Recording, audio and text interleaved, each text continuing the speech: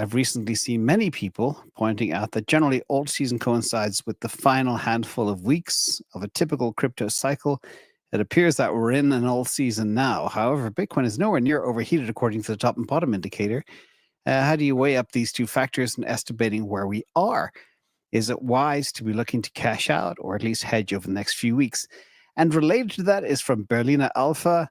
What drives your hypothesis that we're nearing the end of the crypto bull market, etc., especially given all the crazy stuff like the digital asset treasury companies for Solana, the Sol ETFs, rate cuts, strategic Bitcoin reserve, boom, boom, boom, boom, boom. You're dead right. And there in Germany too. They're dangerous words to say, and you've heard me say them all year. In fact, since even before the ETFs launched, I said it's never happened that we hit a new all-time high before the halving, and that's exactly what happened. So things are different. But first of all, let's talk about all season. All season, as I covered, I think it was yesterday, is clearly here. We did have a short one right after the US election, and we saw things like Binance break $1,000. So yeah, all season is here. But all season also is comparing altcoins to Bitcoin.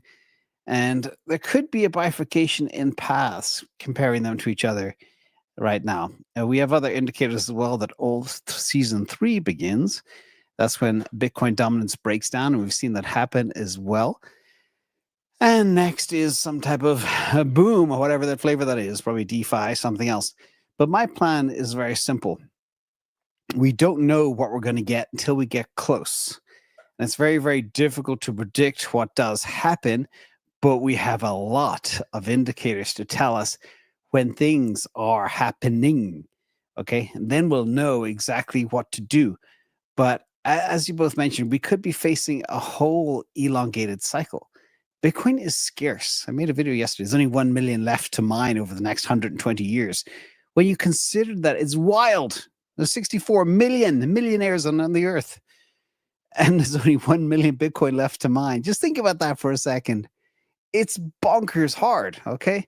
So the plan, my plan, not your plan, my plan is to keep an eye on Bitcoin, keep an eye on the top and bottom indicator model, keep an eye on ETF and treasury flows. That is so critical. I watch them every single day.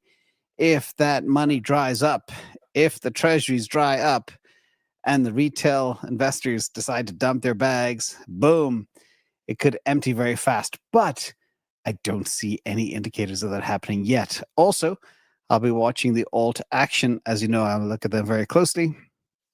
And I'll watch for things like 2 standard deviation mean reversions to the upside.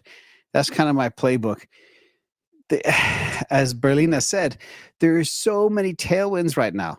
We had 1 rate cut. We got 2 more coming before the end of the year. We have money printing like crazy with global M2 going to the moon. We have stablecoin market cap adding $6 billion a week. I mean, it's just nothing but tailwinds. And I don't know what can derail this train right now. I always said for over a year now, there's a 20% chance we could go into an elongated cycle, maybe forever, because the impact of the halving is so little right now. And there's so much demand for this asset, even at these prices. So I don't have a concrete answer. I can't tell you 2 weeks, 4 weeks, 6 weeks, 8 weeks, or could we run into 2026? I think it's likely we'll run definitely into December and maybe into 2026, especially with the amount of volume coming into the digital asset treasury companies. I think one firm Forward just bought, I think, massive 7 or 70 million Sol. Crazy.